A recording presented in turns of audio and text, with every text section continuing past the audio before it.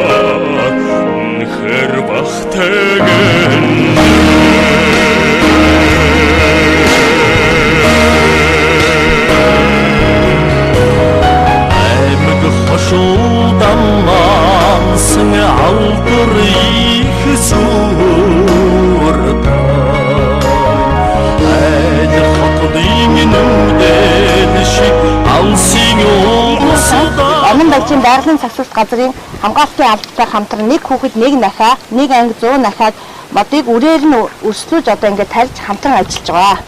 2012 онд би модны мод тарьсан. Тэгээ одоо миний модны мод 3 настай байгаа. Тэгээд читгэний мод өнгөрсөн жил тарьсан. За энэ юу гэдэг вэ? Наха. За зүйтэй наха. За энэ нарс мод бол 5 сарын дундаас 6 сарын дунд хүртэл нахаалдаг. За энэ бол энэ нахаа бол тэр жилийн ургалтыг нь одоо өсөлтийг нь хэмжээ. За нодны нахаа бол энэ хоёрын хооронд байна.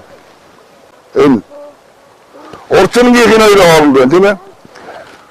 За ингээд энэ бол маш хурдан ургадаг юм нахаалаад тэгээд цаашдаа бол модчоод ингээд шидмөстэй болоод ингээд ургаа явдаг ийм мод байна. За нарс бол манай нутагт онон болчдууд нэгэн тархацтай Монгол орны нарсны нөөцийн дийлэнх нь бол манайд байна. Манайд бол нарс модноос өр ургацаа бэлтгэдэг ихэнх нь тусгай хамгаалалтын газар хамгаалтанд орсон байгаа. За нарс мод бол өөрөө мөнгө ногоо мод тийм ээ. За ийм мод байгаа. За тэгээд үеж ургадаг. Энэ үеэр нь бол жилийн тэр жилийнх нь одоо хуруутай жил байсан байна уу үгүй байна уу гэдгийг ингээд тодорхойлох нь шүү дээ. 3 жилийн нь бол араа хуруутай байсан байна тийм ээ. Тэгээд 2 жилийн дараа гайгүй. Тэрний дараа модны модны хуруугаа сайтай тийм ээ. Ингээд энэ үеэр нь насын тоож болох нь. Эдгээр бол ингээд насын. За энэ бол нийтдээ нэг 8-9 настай нарс байх нь байна. За нарс мод бол хүний биед бол маш сайн одоо энерги бэлгэлдэг, хүчит төрөш ялгаруулдаг мөнгө ногоон ийм мод байгаа. За нарсаар барьсан байшин бол дэлхийн одоо орон сууцны хамгийн өндөр зэрэглэлийн стандартыг орон сууц болдог. Бидний энэ амьдарч байгаа дүнзэн байшин бол дэлхий дээр байгаа хүний орон сууцны хамгийн өндөр зэрэглэлийн стандартын байшинд бид амьдардаг байх юм тийм ээ. За ийм мод байна. Бид цааш явсаар эндээс ойрхон орших учирлын довцог дээр ирлээ. Энэ довцог нь Добруу мэргэн Алуунгой хоёр анх уулзаж Алуунгойг Добруу мэргэнийг гэргий болгосон газар учраас учирлын довцог гэж нэрлэжээ. Энэ бол Чингис хааны Багдад тоглож өссөн түнхэлгийн гол Дэлгүүн болдгоос баруун тийш 10 км-т өвсвөлчээр сайхантай урдуужин хөндийгөөр түнхлэг гэдэг намаг шавартай нарийнхан гойх урсаж байлжгол цутгадаг.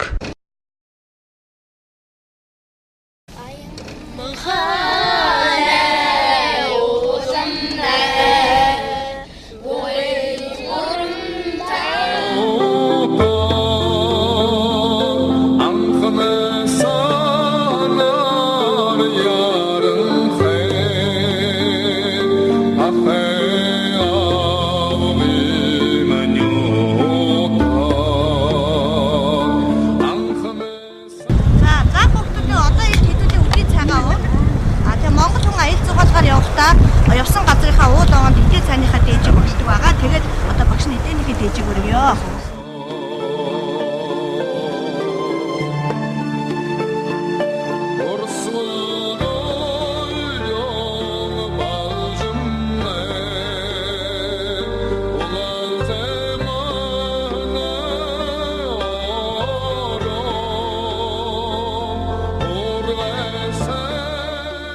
За тэгвэл одоо багш нь танаас Алангой ээжийн номыг ярьж өгье. Алангой их 5 хүүхэдтэй байсан. Бэлгэнүүтэй, бүгнүүтэй, ухаан хатаг, ухаатын сальжи, бодончир гэсэн 5 хүүхэдтэй байсан. Тэгээд энэ 5 хүүхэдтэй хаврын нэг өдөр 5 сум өгөөд нэг нэгээр нөгөөд ингээ хугал гэж хэлсэн. Тэгсэн чинь хүүхдүүд нь бол маш их амархан хугалсан. За тэгэнгүүт нь ээж нь 5 сумаа багцлж байгаад ингээ 5 хүүхдүүдэд өгсөн чинь 5 хүүхэд нь ерөөсөө тэр сумыг юу хугалж чадаагүй. За тэгээд энэ бол юу харуулж яана гэвэл та нар ингээд ганцаараа явбал энэ хугарсан сум шиг их амархан дийлдэн олуулаа явах юм бол энэ 5 багцлсан 5 сум шиг ингээд батгах байна гэсэн санааг сургаж байсан байна Алангой. Тэгээд Алангой хийг өвөө боломгц ах нар нь бодончрыг юмаа хувааж аван гутаа хөөгд явуулчихсан муудалцаад. Тэгээд бодончр болохоор ан гөрөг хийж энэ ой хөвчөөр энэ хойдуулаар энэ их модтой уулаар ингээд ан гөрөө хийгээд амьдарч ирсэн байна. Тэгээд нэг өдөр хавар өнгөрч 100 болох цагаар ухаан хатаг ах нь бодсон бид нар шалахгүй зүйлээс болоод дүүгээ ингээд хөөгд явуулчихсан бидний буруу юм. Ямар ч гэсэн ирж сурч хайж олъё.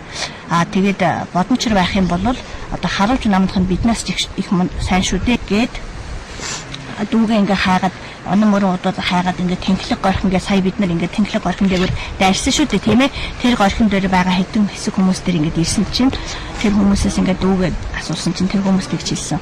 Таны энэ асууж байгаа хүний чинь төрхөө морины бол сургаж байгаа өдөр болгон биднэрт харцан мөрсөн нэг хүн ирж цэгээ уудаг. Тэр хүнтэй бол таны тэр хүнтэй төрх нь ижлэгэн байна. Амьдарч байсан. Тэгээ энэ өвсөн эмбөлийг одоо сүүлд ингээ сэргэн босгосон юм яагаа. Одоо бишин зурдаг. Шигээ зурдаг. Дээс дараа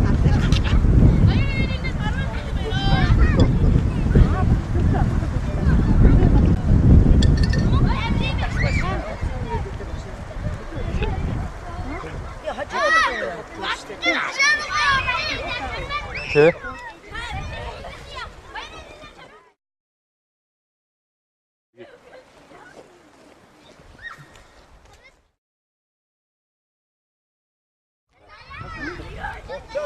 Багшаа одоо бид хаашаа явах вэ? Одоо бид гэр музей үзэхээр явна. Зундууд авахгүй амьд авахуйда өөрийнхөө сонирхлоор элдв зүйлийн ангийн арис одоо модны урыг ашиглаад ингээд музей байгуулсан байгаа. Энд нь болохоор энэ тентхийн олон жуулчдууд ирж үздэг. Тэрийг бид хэд үзэхээ явна.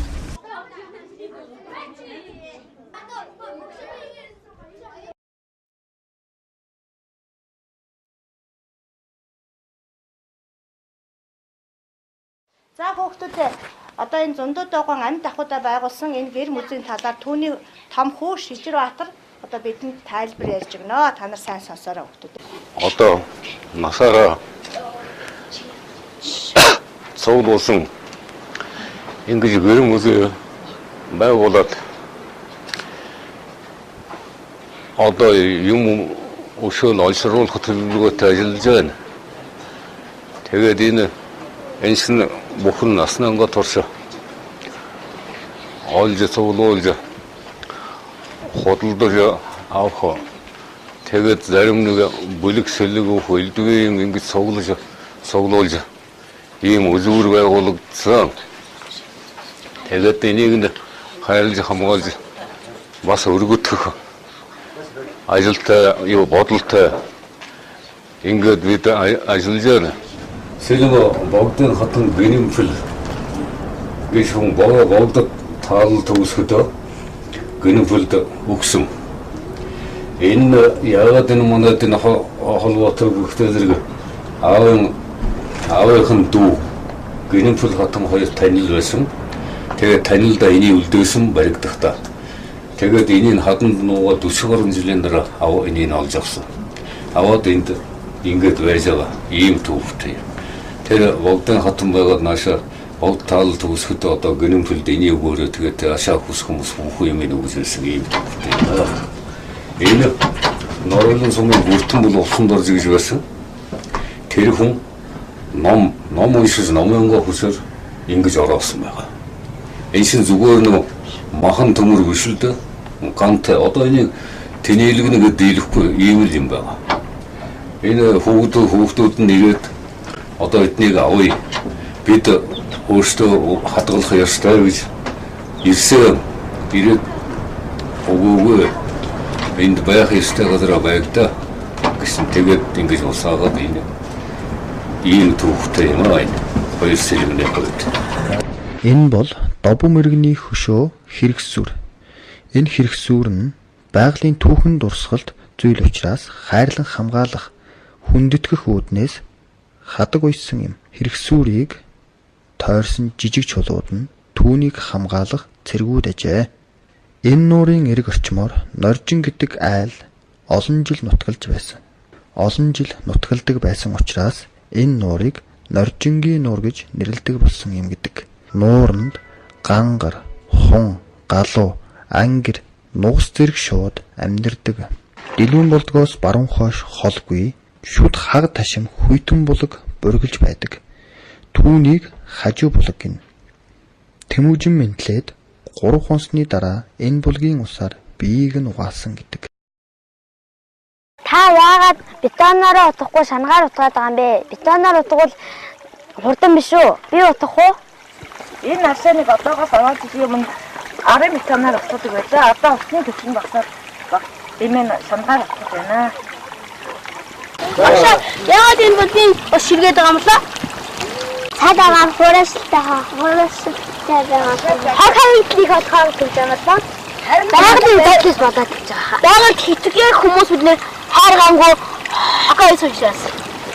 За хүүхдүүд та нарын хэлдэг чинь бүгд зөв.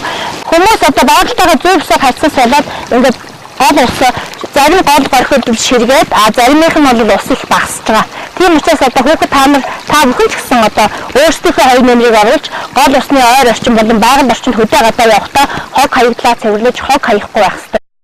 Энэ бол эзэн Чингис хааны төрсөн Дэлгүүн болдог дээр босгосон хөшөө.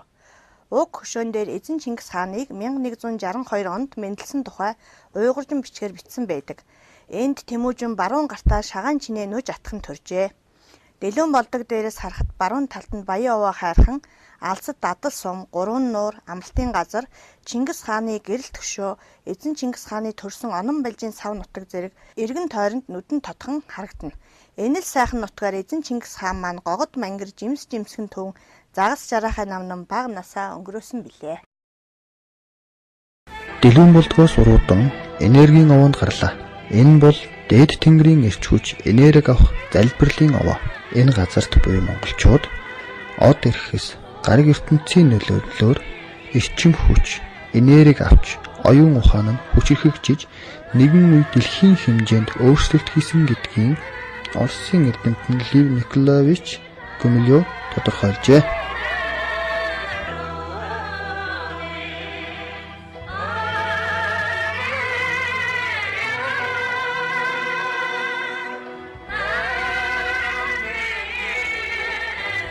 Эндээс цааш явсаар 3 нуурын улсын амралтанд хүрч ирлээ.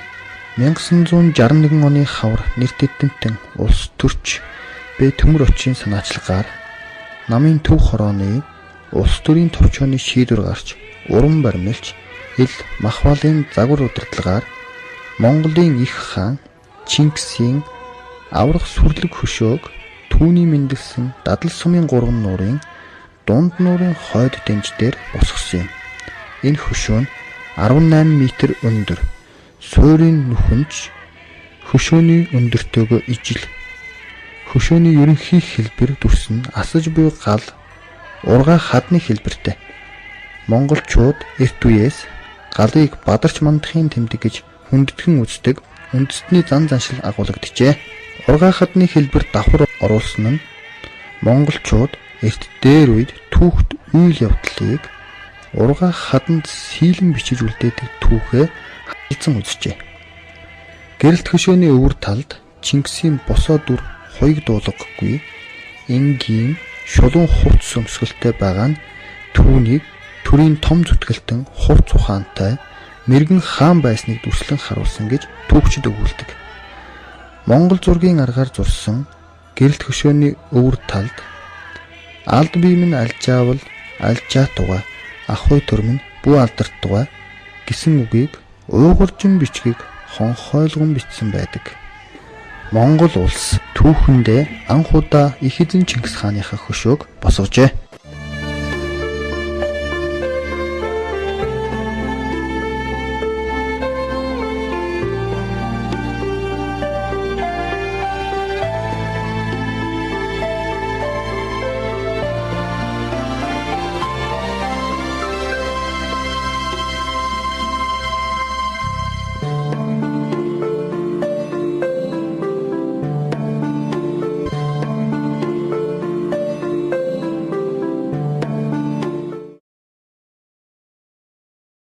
За хүүхдүүдээ бид Дадал сумын байгалийн үзэсгэлэнт газрууд болон Чингисийн түүхэн дурсгалт газруудаар экскурс хичээлээр аялаад ирлээ.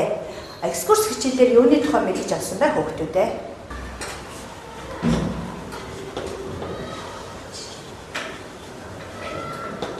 Гэр мүжээ. Өөрөө аппликейшн үзв. За намын Учирлын өглөө өмбөл.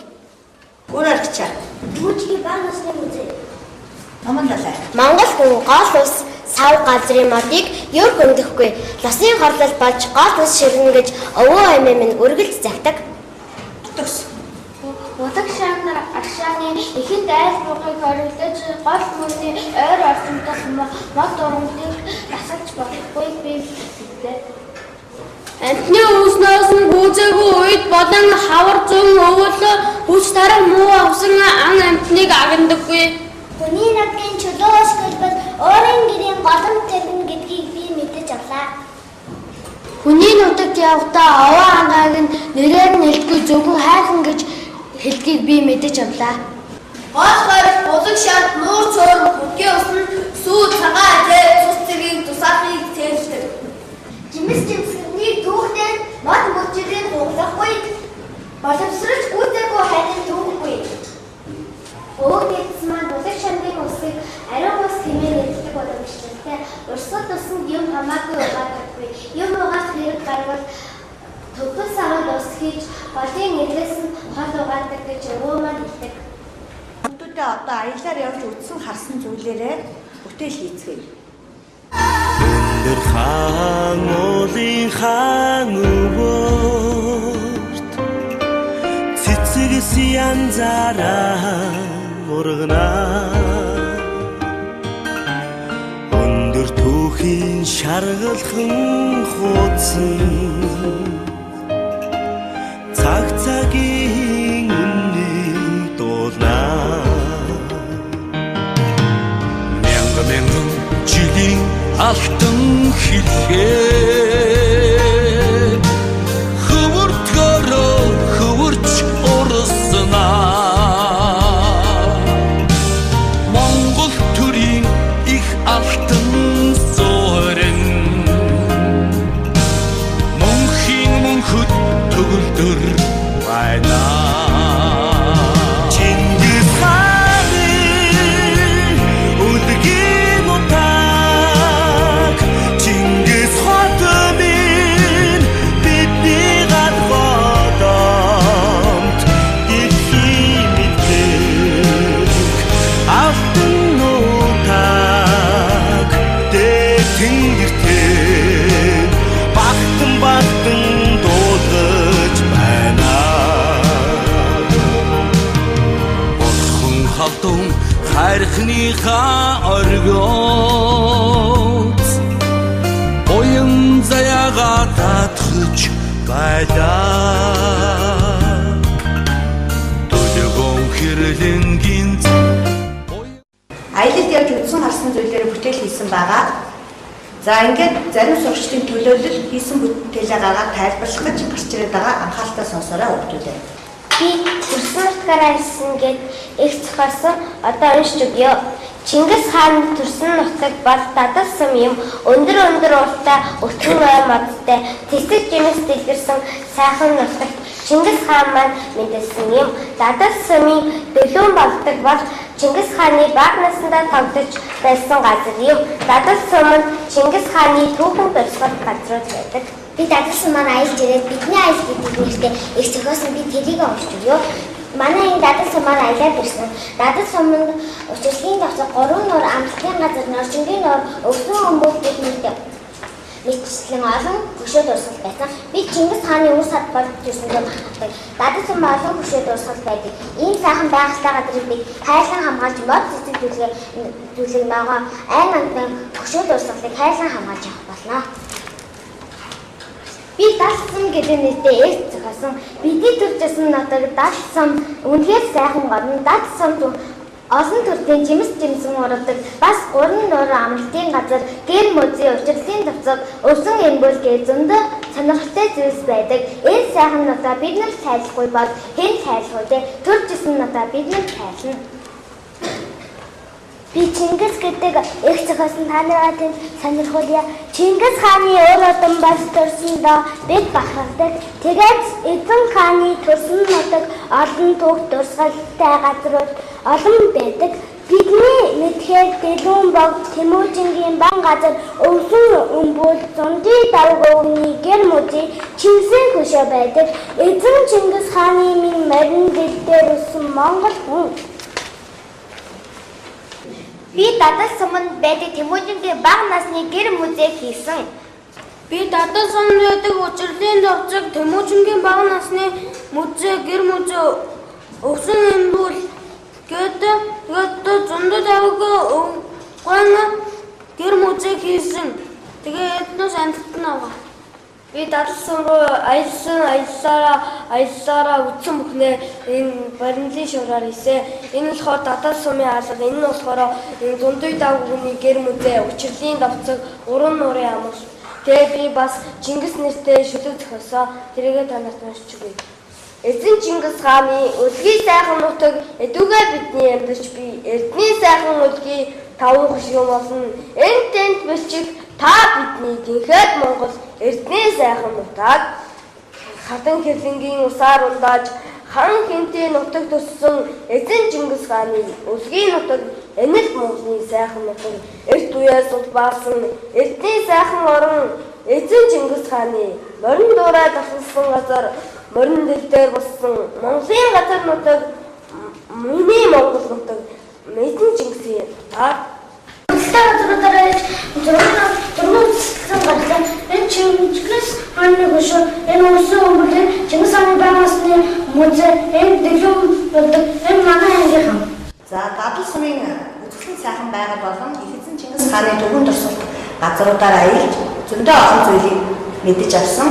Үдсэн харсан зүйлээрээ та бүхэн сая дадал сумын үзэсгэлэнт байгаль болон Чингисийн түүхэн дурсгалт газруудаас аялж олон зүйлийг мэдэж авсан. Аяллаар явж үдсэн харсан зүйлээрээ бүтээл хийсэн. Сурагчид бүтээлээ агийнхандаа тайлбарлсан. За та бүхэн Хинтээ аймгийн Тэмүүжин зохицолбор сургуулийн багш нарын хийсэн VCD хичээлтэй танилцлаа. Энэ хичээл нь хүн байгаль хичээлээр өөрийнхөө нутгийн Хинтээ аймгийн түүхэн дурсгалт газруудаар аялах аяллаа хичээл байлаа. Энэ аяллаа хичээлийг үзээд та бүхэн Хинтээ аймгийн нутгаар аялж хүүхдүүд маань бурайд зун олны хувцлалт хэл ярианы соёлтой баг боловч танилцсан байх гэж ингэж бодож байна. Мөн Монгол ардын уламжлалт зан заншил уул усан нэрээр нь дуудахгүй хайрхан гэж нэрлэж байгаа. Монголын зан үйл цайныхаа дэжиг хангай дэлхийдээ өргөж байгаа. Энэ зүйлүүдийг үзэж та нар харлаа. За мөн энэ ангийн сурагчид аяллаар явж ирээд үзэж харсан ойлгож мэдсэн зүйлээ зургаар, шүлгээр, төрслээр ингэж урлан бүтээл гаргаж байгаа нь бас их авууштай зүйл боллоо гэж ингэж бодож байна. Энэ нь бол бүтээсэн зүйл нь үгэн болон өнгө сонгох чадвар хөгжиж байгааг харуулж байна. Тэгэхээр та бүхэн энэ хандлага нь бол төлөвшөлт эргээр нөлөөлж их мэдээллийг бага хугацаанд боловсруулах ийм чадамж нь хөгждөг гэдгийг та бүхэн мэдэж байгаа бах. Тэгэхээр энэ хичээлийг үзээд өөрийнхөө нутгийн түүхэн дурсгалт газруудаа харьцуулж мөн Монголын уламжлалт зан заншил байгаль орчноо хайрладаг уламжлалт энэ ёсоос харьцуулан ярилцах хүүхдүүд маань ч бас харьцуулан судлах ийм боломж олгож байгааг бас та бүхэн анхаарч ажиллах байхаа гэж ингэж бодож байна. Ингээд Хинтээ нутгийн энэ үзэсгэлэн сайхан нутгаар аяллаа. Монголын уудам нутагт бол ийм түүхэд дурсгалт үзэсгэлэн сайхан байгаль байдгийм шүү гэдгийг харьцуулж ярьж газрын зураг дээр ярилцах ийм өргөн боломж олгож байгаа гэж ингэж бодож байна. Тэгэхээр энэ хичээлийг үзээ та бүхэн өөрийнхөө сургалтанд өөрийнхөө арга барилаар баяжуулан улам дэлгэрүүл сайн ашиглаарай гэж та бүхэн зөвлөж байна.